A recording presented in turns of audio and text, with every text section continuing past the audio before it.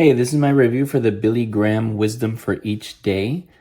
So basically, it's from Dayspring. So basically, you just flip to the day, and then it'll give you a little, like a mini devotional based on the day, that something that Billy Graham wrote, and then it gives you a verse that goes with what he wrote.